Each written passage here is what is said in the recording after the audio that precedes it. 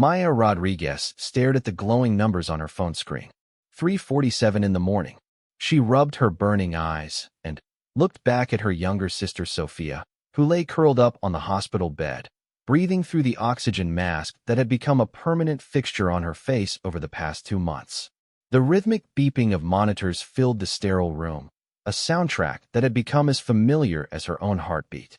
Maya shifted in the uncomfortable plastic chair beside the bed, her back aching from another night spent keeping vigil. She had promised Sophia she would never leave her alone, especially during the dark hours when fear crept in like shadows. Sophia was only 19, barely starting her second year of college when the diagnosis came. Acute lymphoblastic leukemia. The words still felt foreign and cruel in Maya's mind, even after hearing them countless times from doctors and nurses. Her baby sister, who used to dance around their small apartment and dream of becoming a teacher, now fought for her life in this cold, antiseptic room. Maya's phone buzzed with a text message from her supervisor at the customer service center where she worked the morning shift. The message was a reminder about the important client presentation scheduled for 9 in the morning. Maya was supposed to be there early to help set up the conference room and review the customer satisfaction reports she had been preparing for weeks. She looked at Sophia again, watching the gentle rise and fall of her chest. The doctors had warned that the next few days were critical. Sophia's white blood cell count had been fluctuating, and they were adjusting her chemotherapy treatment. The side effects had been brutal. Sophia barely kept food down and slept most of the day, but at night, she often woke up scared and disoriented. Maya had been Sophia's primary caregiver since their mother died in a car accident 3 years ago.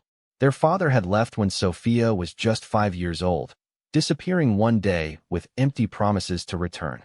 Maya had been working 2 jobs to put Sophia through college and support them both when the cancer diagnosis turned their world upside down. The medical bills were mounting faster than Maya could keep track of them. Even with insurance, the copays and uncovered treatments created a mountain of debt that seemed impossible to climb. Maya had already sold her car and was taking the bus to work, using the extra money to cover Sophia's medications that insurance refused to approve. Her job at Morrison Customer Solutions was the better of her 2 positions. It paid decent wages and offered health benefits that covered Sophia's treatments, though barely. Maya had worked there for 3 years, starting in the call center and slowly working her way up to a senior customer service representative position. Her supervisor, Margaret Chun, had always been impressed with Maya's dedication and attention to detail. But lately, Maya knew her performance was slipping. She arrived late most mornings after spending the night at the hospital. She struggled to concentrate during long conference calls and customer meetings. Yesterday, she had fallen asleep at her desk during lunch break and woke up to find a colleague gently shaking her shoulder. Maya's second job was cleaning offices in the evening, a position she had taken on 6 months ago when Sophia's medical expenses started piling up. She would finish at Morrison at 5:30, grab a quick dinner, spend time with Sophia at the hospital, then head to clean buildings from 10 at night until 3 in the morning. After cleaning, she would return to the hospital to be with Sophia for the remainder of the night. This schedule left Maya with maybe 2 or 3 hours of sleep on good days. On bad days, when Sophia had reactions to treatments or needed emergency procedures, Maya got no sleep at all. She survived on coffee, energy drinks, and sheer determination to keep her sister fighting. Sophia stirred in the bed, her eyes fluttering open behind the oxygen mask. She looked around the room until her gaze found Maya, and even through the plastic covering her face, Maya could see her sister attempting to smile. Maya leaned forward and took Sophia's hand, careful not to disturb the 4 lines running into her arm. Sophia's hand felt small and fragile, so different from the strong hands that used to braid Maya's hair when they were younger, and Sophia was trying to practice her styling skills. "Hey, beautiful," Maya whispered, using the nickname she had called Sophia since childhood. "How are you feeling?" Sophia tried to speak, but the oxygen mask muffled her words. She lifted her hand weakly toward the mask, and Maya understood. She carefully lifted the edge of the mask so Sophia could speak more clearly. "Tired," Sophia managed, her voice hoarse from the treatments. "But better when you're here." Maya's heart squeezed tight. I'm always here, remember? I promised you. You should go home and sleep, Sophia said, the words coming out slowly. You look exhausted. Maya forced a smile. I'm fine. Besides, who else is going to make sure these nurses are taking proper care of my favorite sister? I'm your only sister, Sophia replied with a weak laugh that turned into a small coughing fit. Maya quickly helped Sophia with some water through a straw, being careful not to remove the oxygen mask completely. The doctor had been clear that Sophia needed consistent oxygen support to help her weakened lungs function properly during treatment. As Sophia settled back into the pillows, Maya's phone buzzed again. This time it was an email from Margaret Chin asking if Maya could come in an hour early to help prepare materials for the presentation. The client they were meeting with represented a potential $1 million contract for the company, and everyone was expected to be at their best. Maya stared at the email, feeling the familiar weight of impossible choices pressing down on her shoulders. She needed this job desperately. Without the health insurance, Sophia's treatments would be completely out of reach. But she also could not bear the thought of leaving Sophia alone during these critical hours. She typed a quick response explaining that she would be there on time, but might not be able to come in early due to a family emergency. It was the same explanation she had been using for months, and she worried that Margaret's patience was wearing thin. Over the past few weeks, Maya had noticed changes in how her colleagues treated her. They used to include her in lunch plans and after-work social events. Now, conversations often stopped when she approached, and she frequently caught people whispering about her absences and tardiness. James Patterson, a colleague who had started at the company around the same time as Maya, had been particularly cold lately. He had been passed over for the senior position that Maya eventually received, and her recent performance issues had given him ammunition to question whether she deserved the role. Just last week, James had made a comment during a team meeting about the importance of reliability and dedication to the company. While he never mentioned Maya by name, everyone in the room understood who he was targeting. Maya had felt her cheeks burn with embarrassment and frustration, but she could not defend herself without revealing Sophia's condition, something she preferred to keep private. The hospital room door opened quietly, and Nurse Patricia Williams entered for the regular 4 o'clock medication check. Patricia had been Sophia's primary nurse for the past month, and Maya had grown to appreciate her gentle manner and genuine concern for Sophia's well-being. Good morning, ladies, Patricia said softly, checking the various monitors and writing notes on Sophia's chart. How was the night? Quiet, thankfully, Maya replied. She slept better than usual. Patricia nodded and began preparing Sophia's morning medications. The doctor wants to run some additional blood work this morning to check how she's responding to the adjusted treatment protocol.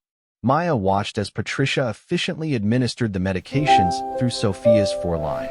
Each injection represented hope and fear in equal measure. Hope that the treatments would work and fear of the side effects that left Sophia weak and sick. Will the results be available today? Maya asked. Dr. Martinez usually gets lab results back within a few hours, Patricia replied. He'll probably want to discuss them with you this afternoon. Maya glanced at her phone again. It was now 4:15 in the morning.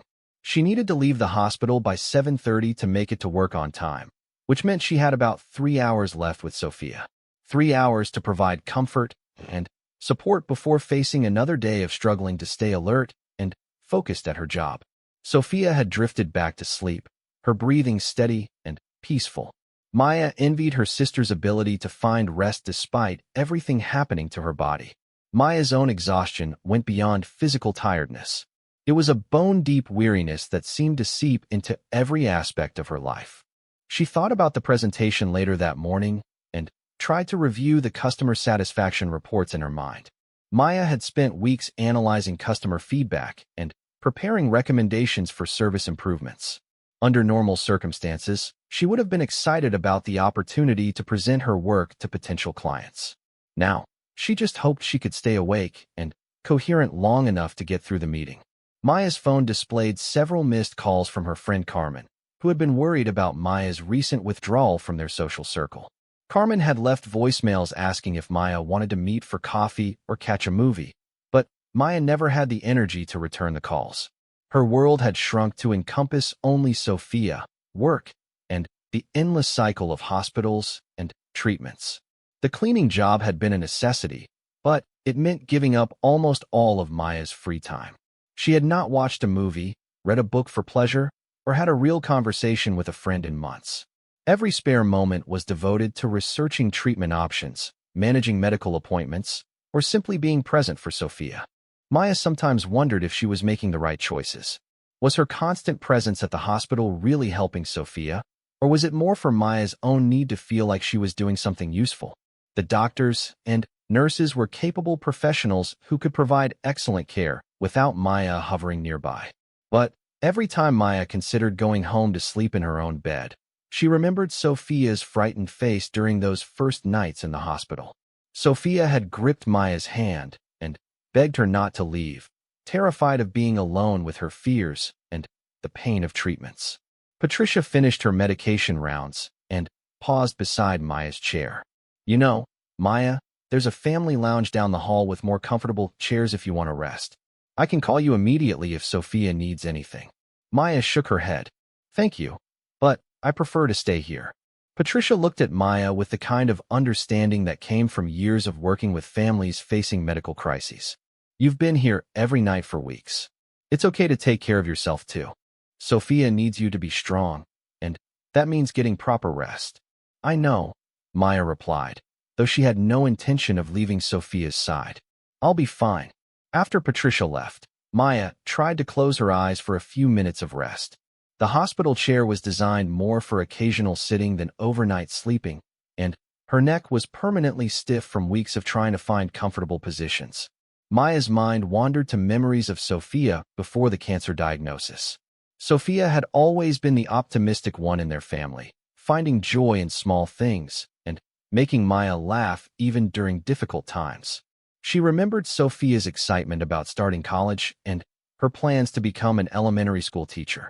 Sophia had wanted to make a difference in children's lives, especially kids from backgrounds like theirs who faced challenges at home. She spent hours developing creative lesson plans and practicing teaching techniques with Maya as her willing student. Sophia's dorm room had been filled with educational materials and colorful decorations she planned to use in her future classroom. Now those dreams seemed distant and uncertain. The doctors had cautiously mentioned that Sophia's treatment could last for 2 years or more, depending on how well she responded to the chemotherapy. Even if the treatment was successful, there was no guarantee that Sophia would be able to return to the physical demands of teaching anytime soon. Maya tried to push these worries aside and focus on the present moment. One day at a time, one treatment at a time, one small victory at a time. This had become her mantra for surviving the overwhelming nature of Sophia's illness. The sky outside the hospital window began to lighten with the first hints of dawn. Maya watched the sunrise paint the clouds in soft shades of pink and orange, a daily reminder that the world continued to turn despite the crisis consuming her personal life. Soon, the hospital would come alive with the morning shift change. New nurses would arrive, doctors would make their rounds, and Sophia would face another day of treatments and tests. Maya would need to leave soon to make it to work on time for the important presentation. She leaned over and gently kissed Sophia's forehead, being careful not to disturb the oxygen mask. Sophia's skin felt warm, but not feverish, a good sign according to the nurses who constantly monitored her temperature for signs of infection. Maya gathered her purse and the small bag of personal items she brought to the hospital each night. The bag contained phone chargers, snacks, a change of clothes for emergencies, and a small photo of Maya and Sophia from happier times. The photo showed them at Sophia's high school graduation, both smiling widely as Sophia held her diploma. Before leaving, Maya wrote a quick note for Sophia to find when she woke up. She had started this tradition during the first week of Sophia's hospitalization, leaving little messages of encouragement and love for Sophia to read during the long hours when Maya was at work. Today's note read, "Good morning, beautiful. You are stronger than you know and braver than you feel. I love you more than all the stars in the sky. See you tonight. Love, Maya." Maya placed the note on Sophia's bedside table where she would easily spot it, and took one last look at her sleeping sister. Sophia's face looked peaceful and young, reminding Maya of childhood nights when she would check on Sophia after nightmares or thunderstorms. The bus ride to work gave Maya 30 minutes to try to prepare mentally for the Maya walked through the glass doors of Morrison Customer Solutions at 7:55, 5 minutes before her official start time, but an hour later than Margaret had requested for presentation preparation. The lobby bustled with early arriving employees grabbing coffee from the small cafe and checking their phones for overnight messages. She headed straight to the elevator, hoping to reach her desk without running into Margaret or any colleagues who might comment on her late arrival. Maya's reflection in the elevator's polished walls showed someone trying hard to look professional despite the exhaustion weighing down every movement. The customer service department occupied the entire fourth floor, with Maya's desk located in a cluster of cubicles near the large conference room where this morning's presentation would take place. As she approached her workstation, Maya could see Margaret moving around the conference room, arranging papers, and testing the projector equipment. Maya quickly logged into her computer and pulled up the presentation file she had been working on for weeks. The client meeting represented a potential partnership with Pinnacle Retail Group, a major chain of department stores looking to outsource their customer service operations. Landing this contract could mean significant growth for Morrison and job security for everyone on Maya's team. She reviewed her section of the presentation one more time, focusing on the customer satisfaction analysis she had compiled. The data showed clear trends in customer preferences and service expectations that could help Pinnacle improve their customer retention rates. Under normal circumstances, Maya would have felt confident about her contribution to the presentation. "Maya, there you are." Margaret's voice came from behind her cubicle. Margaret Chun was in her early 40s, with short black hair and a direct communication style that Maya usually appreciated. She had been a fair supervisor who recognized Maya's talents and had supported her promotion to senior representative. "Good morning, Margaret," Maya replied, turning in her chair to face her supervisor. "I'm just reviewing the final details for the presentation." Margaret glanced at her watch.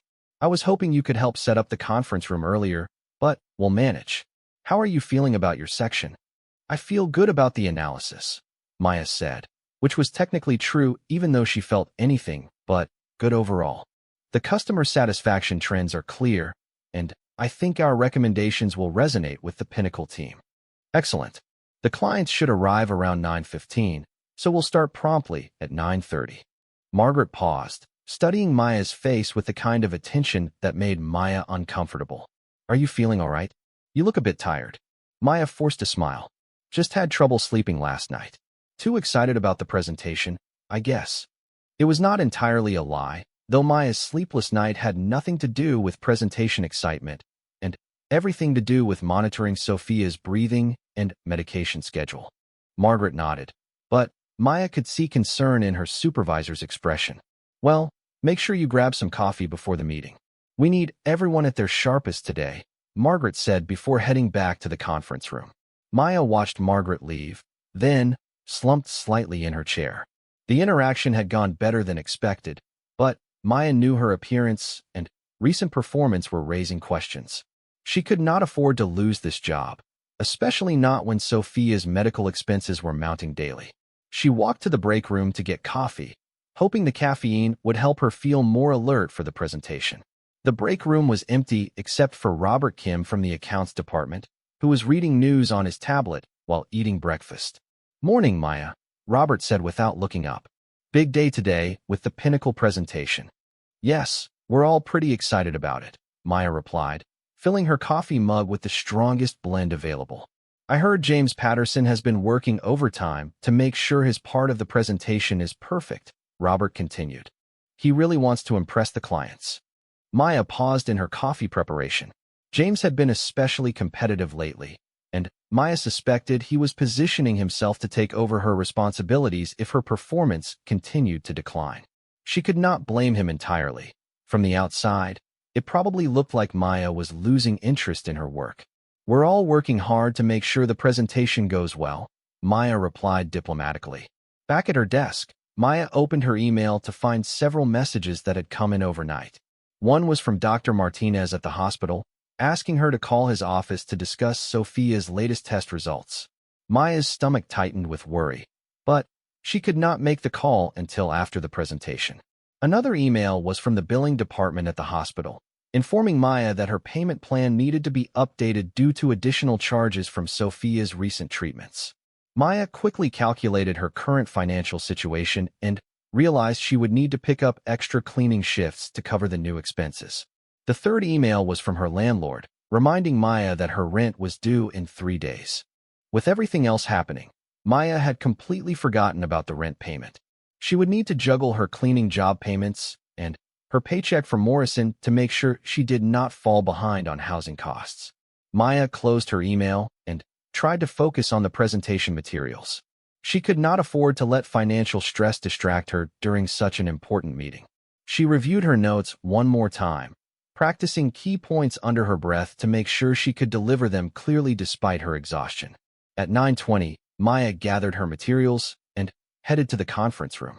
The space had been transformed for the client meeting, with fresh flowers on the table, bottles of water at each seat, and Maya's charts and graphs displayed on easels around the room. Margaret had done an excellent job creating a professional atmosphere. James Patterson arrived at the same time as Maya, carrying his own stack of presentation materials. He looked well-rested and confident, his suit freshly pressed, and his hair perfectly styled. Maya felt a pang of envy for his obvious energy and enthusiasm. "Ready for the big presentation?" James asked as they entered the conference room together. "Absolutely," Maya replied with more confidence than she felt. Other team members began filing into the room, including Sarah Chun from the marketing department and David Wilson from operations. Everyone looked professional and prepared, making Maya increasingly aware of her own tired appearance despite her efforts with makeup and styling. Margaret called for everyone's attention as the clients entered the conference room. The Pinnacle Retail Group team consisted of 3 people: Jennifer Walsh, their Director of Customer Relations; Michael Torres, their Operations Manager; and Amanda Foster, their Senior Vice President of Retail Operations. Maya stood with the rest of her colleagues as Margaret made introductions. When Maya shook hands with each client, she focused on maintaining eye contact and projecting confidence. First impressions were crucial, and Maya could not afford to appear anything less than completely professional and capable. The presentation began with Margaret providing an overview of Morrison Customer Solutions and their approach to customer service outsourcing. Maya listened carefully, noting the client's reactions and body language. They seemed engaged and asked thoughtful questions about Morrison's experience with retail clients. James presented next, discussing the technical infrastructure that would support Pinnacle's customer service operations. His section was polished and thorough, and Maya could see that the clients were impressed with his detailed knowledge of systems and processes. When Maya's turn came to present the customer satisfaction analysis, she stood and moved to the front of the room with her materials. She had rehearsed this section many times, but, standing in front of the clients, Maya felt a wave of dizziness that she attributed to too much caffeine on an empty stomach. "Thank you for the opportunity to present our customer satisfaction findings," Maya began, her voice steady despite her fatigue. "Over the past several weeks, I've analyzed current trends in customer service expectations and identified key areas where improvements can drive retention and loyalty." Maya walked through her charts showing customer satisfaction scores, complaint patterns, and resolution timeframes. The data told a clear story about what customers valued most in their service interactions: quick response times, knowledgeable representatives, and consistent follow-through on promises. As Maya presented her recommendations for service improvements, she noticed Jennifer Walsh taking detailed notes and nodding approvingly. The analysis seemed to resonate with the client's own observations about their customer service challenges. "These findings align closely with our internal customer feedback," Amanda Foster commented. "We've been struggling with the exact issues you've identified, particularly around response times and consistency across different service channels." Maya felt a surge of satisfaction and relief. Despite her exhaustion, her analysis was hitting the mark with the potential clients. She continued through her recommendations, discussing strategies for improving first-call resolution rates and implementing more effective customer follow-up procedures. Halfway through her presentation, Maya felt another wave of dizziness, stronger than before. She gripped the edge of the table subtly, hoping no one would notice her momentary unsteadiness. The combination of no sleep, too much caffeine, and the stress of the presentation was taking its toll on her body. Maya pushed through the remaining slides, discussing implementation timelines and expected results from the proposed service improvements. The clients asked several detailed questions about measurement methods and reporting capabilities, all of which Maya was able to answer confidently based on her research and experience. As Maya concluded her section and returned to her seat, she felt both exhausted and accomplished.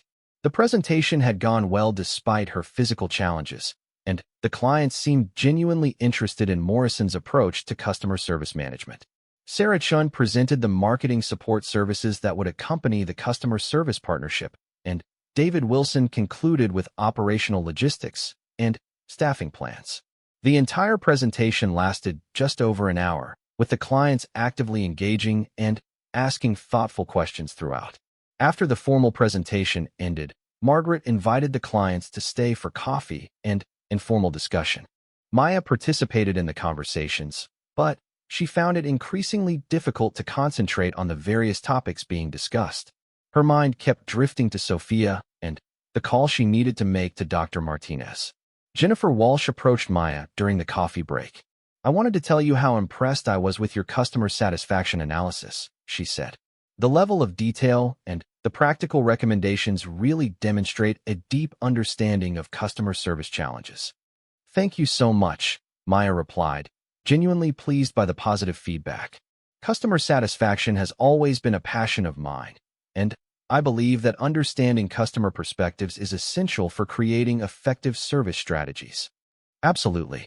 If Morrison wins this contract, I'd love to work closely with you on implementing some of these recommendations," Jennifer continued. Maya felt a mix of pride and anxiety at the prospect. Working closely with a major client would be a tremendous career opportunity, but it would also require additional time and energy that Maya was not sure she could provide while caring for Sophia. The clients left around 11:30, with promises to make their decision within the next 2 weeks. Margaret gathered the team in the conference room to debrief and discuss the presentation's strengths and areas for improvement. "Overall, I thought we did an excellent job," Margaret said. "The clients seemed engaged and asked good questions, which usually indicates genuine interest. Maya, your customer satisfaction analysis was particularly well received." Maya smiled and thanked Margaret for the feedback, but she was already thinking about stepping away to call Dr. Martinez. The email from the hospital had been weighing on her mind throughout the presentation, and she needed to know about Sophia's test results. "I think we have a real chance of landing this contract," James added. "The clients seemed impressed with our technical capabilities and service approach." The team spent another 15 minutes discussing follow-up strategies and next steps in the proposal process. Maya participated in the conversation, but her attention was divided between the business discussion and her worry about Sophia's condition. When the meeting finally ended, Maya returned to her desk and immediately called Dr. Martinez's office.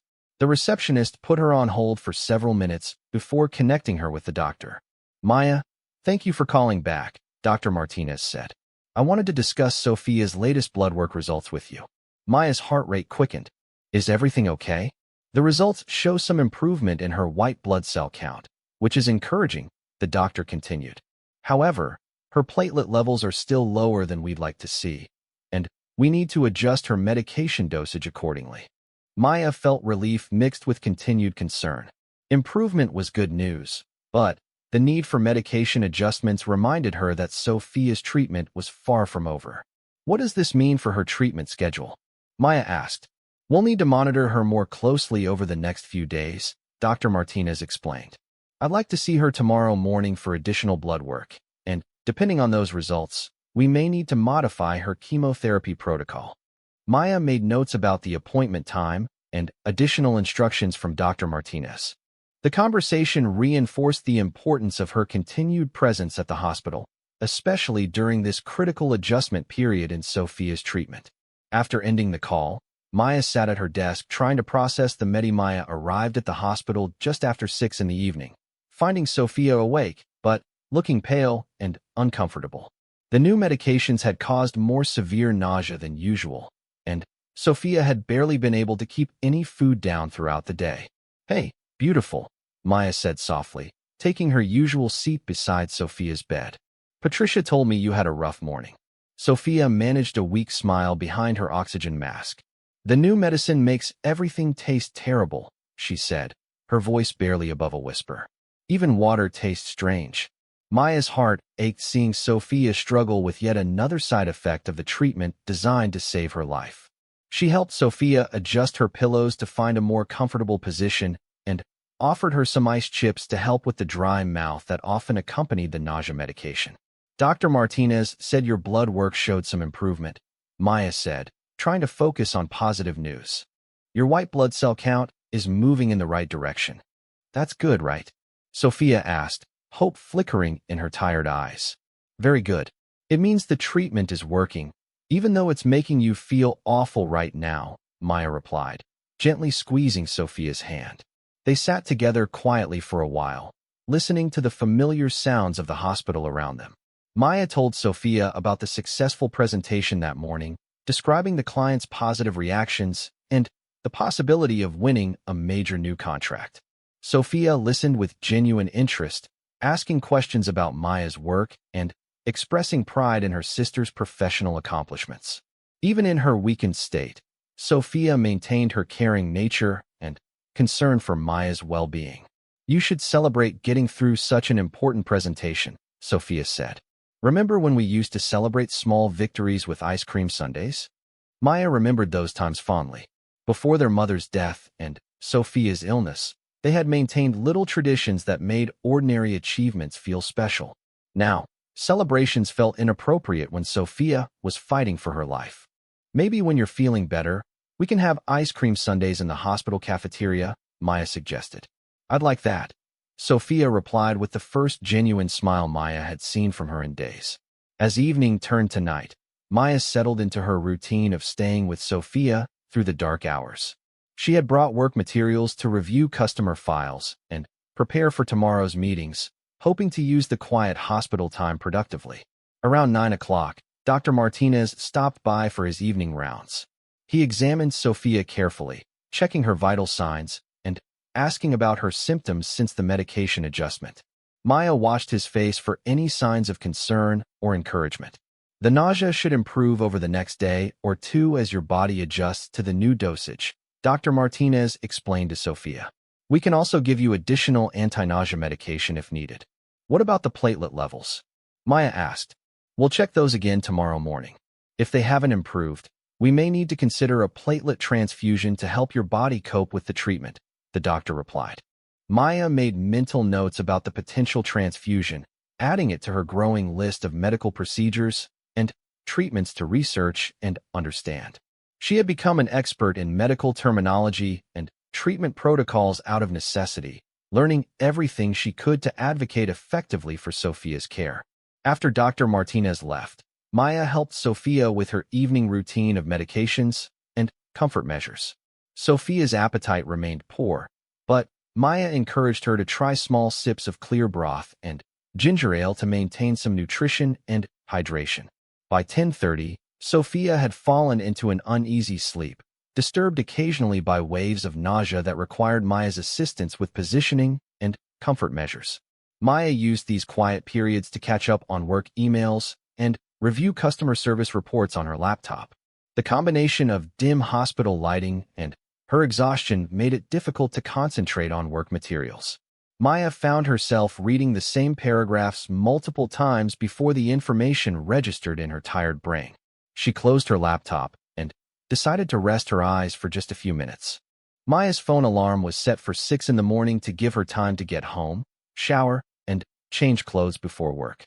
But at 11:45, she was startled awake by Sophia calling her name urgently. Sophia was experiencing severe nausea and needed immediate assistance getting to the bathroom. Maya helped her sister carefully, being mindful of the 4 lines and oxygen tubing that connected Sophia to various machines. Sophia was weak and unsteady, requiring Maya's full support to move safely. After helping Sophia back to bed and calling for the nurse to administer additional anti-nausea medication. Maya realized she had fallen asleep for over an hour. The brief rest had actually made her feel more tired than before, a common effect of insufficient sleep that Maya had experienced repeatedly over recent months. Maya tried to return to her work materials, but her concentration was completely gone. She found herself staring at customer service reports without processing any of the information. The words seemed to blur together on the screen, and Maya's eyelids felt impossibly heavy. She decided to close her laptop and simply focus on being present with Sophia for the remainder of the night. Work would have to wait until tomorrow, when she could hopefully think more clearly after a proper night's sleep at home. Around 1 in the morning, Maya dozed off again in her chair, her head resting against the side of Sophia's bed. She had not intended to sleep, but her body finally succumbed to the exhaustion that had been building for weeks. Maya's dreams were filled with images of spreadsheets and medical equipment, conference rooms, and hospital corridors blending together in confusing sequences that reflected the dual pressures of her daily life. She dreamed of presenting customer satisfaction data to doctors and explaining medical procedures to business clients. At 3:15 in the morning, Maya was awakened by voices in the hallway outside Sophia's room. She opened her eyes groggily, momentarily disoriented about where she was and what time it might be. Sophia was sleeping peacefully, her breathing steady, and her face relaxed for the first time in days. Maya checked her phone and realized she had been asleep for over 2 hours. She felt guilty for not staying alert to monitor Sophia's condition, even though the hospital staff was fully capable of providing necessary care. Maya's need to control every aspect of Sophia's treatment sometimes created unrealistic expectations for her own vigilance. The remainder of the night passed quietly, with Sophia sleeping more soundly than she had since beginning the new medication regimen. Maya dozed fitfully in her chair, waking frequently to check on Sophia's breathing and the various monitors tracking her vital signs. When Maya's 6 o'clock alarm sounded, she felt more exhausted than she had before attempting to sleep. Her neck was stiff from sleeping in an awkward position, and her back ached from weeks of spending nights in uncomfortable hospital chairs. Maya gathered her work materials and prepared to leave for home to shower and change clothes before work. She wrote another encouraging note for Sophia to find when she woke up, expressing her love and pride in Sophia's continued fight against the illness. The bus ride home gave Maya 30 minutes to try to wake up and prepare mentally for another day at the office. She drank coffee from a travel mug and reviewed her schedule for the day, which included several customer calls and a team meeting about the Pinnacle presentation follow-up. At home, Maya rushed through a quick shower and changed into fresh work clothes. She had not done laundry in over a week, so her clothing options were limited to items that still looked professional despite needing washing. Maya made a mental note to find time for laundry over the weekend, though she knew that time would likely be spent at the hospital instead. Maya arrived at Morrison Customer Solutions just before 8:30, cutting her arrival time close, but still technically on time. She headed straight to her desk to check emails and prepare for the day's customer service calls. Margaret was already in the office, reviewing materials in the conference room for a follow-up discussion about the Pinnacle presentation. Maya could see her supervisor through the glass walls, looking organized and energetic in contrast to Maya's own tired and rushed appearance. Maya's first customer call of the day was with a frustrated retail client whose service complaints had not been resolved to their satisfaction. Under normal circumstances, Maya would have approached this call with patience and problem-solving skills. Today, she struggled to focus on the customer's concerns and found herself asking them to repeat information multiple times. The call lasted longer than necessary because Maya's tired brain was not processing information efficiently. She eventually resolved the customer's issues, but her performance was clearly not at her usual standard of excellence. Maya's second call went better, perhaps because the customer's concerns were more straightforward and required less complex problem-solving. But Maya could feel her concentration slipping as the morning progressed, and she worried about her ability to handle more challenging customer interactions. At 10:30, Margaret stopped by Maya's desk with a concerned expression. "Maya, could I speak with you privately for a few minutes?" she asked. Maya's stomach dropped, knowing that this conversation was probably related to her recent performance issues. She followed Margaret to a small office used for confidential discussions, her mind racing through possible explanations and responses. Maya, I want to start by saying that yesterday's presentation was excellent, Margaret began. Your customer satisfaction analysis was thorough and well-presented, and the clients were clearly impressed with your work. Thank you, Maya replied, uncertain where the conversation was heading. However, I've been concerned about some changes in your performance over the past few months, Margaret continued. You've been arriving late frequently, and I've noticed that you seem tired and distracted during meetings and customer calls. Maya had been dreading this conversation for weeks. She knew her performance had declined, but she had hoped it was not as obvious to others as it felt to her. I've been dealing with some personal challenges that have affected my sleep schedule, Maya said carefully. I'm working to address the situation. Margaret nodded sympathetically. I understand that personal issues can impact work performance. Is there anything the company can do to help you? We have an employee assistance program that provides counseling and support services. Maya appreciated Margaret's offer, but counseling could not solve the fundamental problem of Sophia's illness and the financial pressures it created. Thank you for mentioning that. I'll look into the resources available. Maya, I need to be direct with you about something, Margaret said, her tone becoming more serious. This morning I received a complaint from a client about their customer service call. They felt that the representative seemed distracted and unprepared to handle their concerns effectively. Maya's cheeks burned with embarrassment and shame. She knew exactly which call Margaret was referring to, and she had no excuse for her poor performance other than exhaustion and stress. I'm very sorry about that, Maya said. It won't happen again. I hope not, because I value you as an employee and I want to see you succeed here, Margaret replied. But I need to see immediate improvement in your attendance, punctuality, and customer service performance. Maya nodded, understanding the seriousness of the warning. You'll see improvement immediately. I'm going to document this conversation as a formal performance discussion, Margaret continued. If there are additional performance issues over the next 30 days, we'll need to consider more serious disciplinary action. The words hit Maya like a physical blow.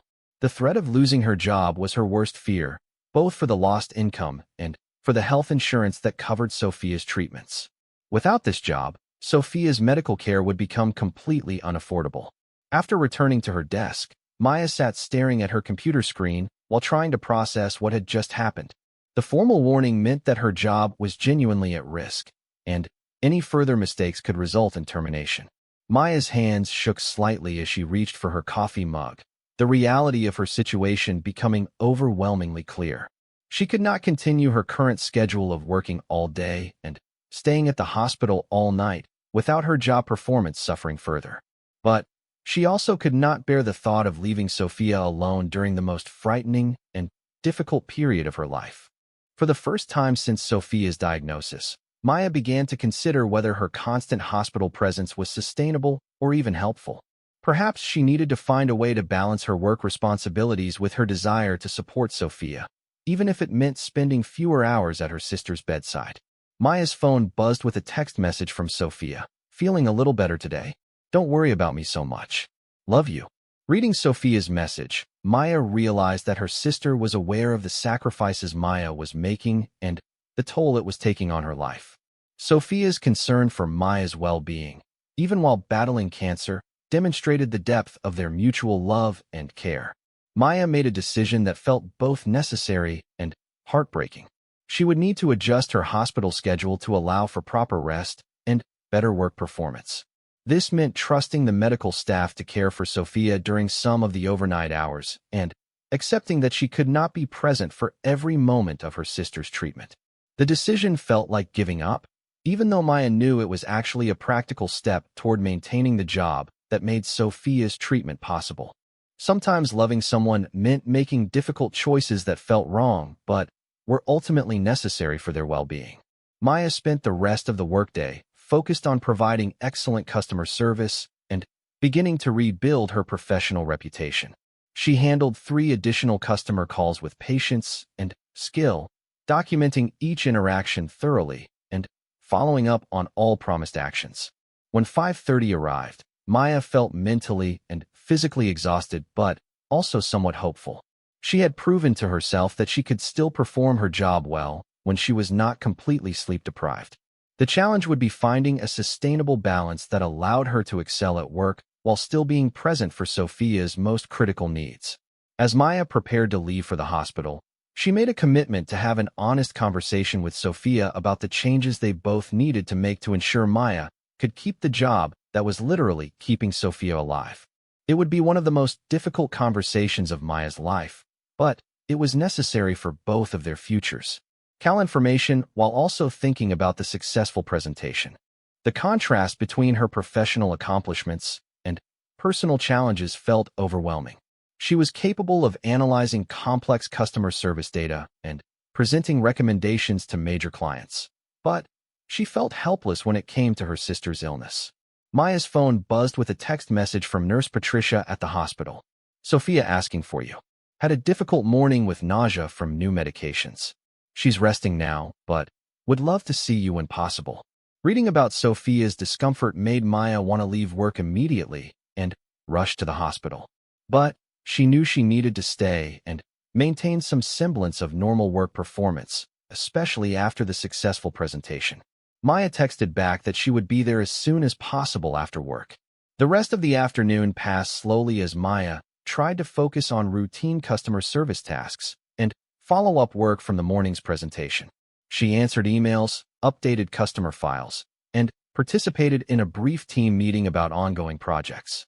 But Maya's mind remained divided between her work responsibilities and her concern for Sophia.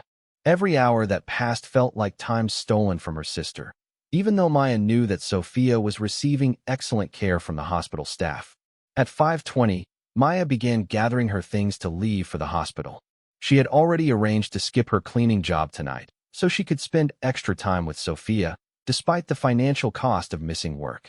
Day ahead, she reviewed her notes for the presentation on her phone and attempted to anticipate questions the potential clients might ask about customer satisfaction trends and service improvement strategies. Maya's reflection in the bus window showed the toll that months of sleep deprivation and stress had taken on her appearance. Dark circles shadowed her eyes, and her clothes hung loosely on her frame from the weight she had lost due to poor eating habits and constant worry. She applied concealer to hide the worst of the exhaustion and tried to style her hair in a way that looked professional and put together. First impressions mattered in business, and Maya could not afford to look as tired as she felt during such an important meeting. The Morrison Customer Solutions building came into view as the bus approached Maya's stop. The modern glass structure housed one of the city's most respected customer service firms, and Maya had once felt proud to work there. Now, the building represented another challenge to overcome in her daily struggle to maintain normalcy while caring for Sophia.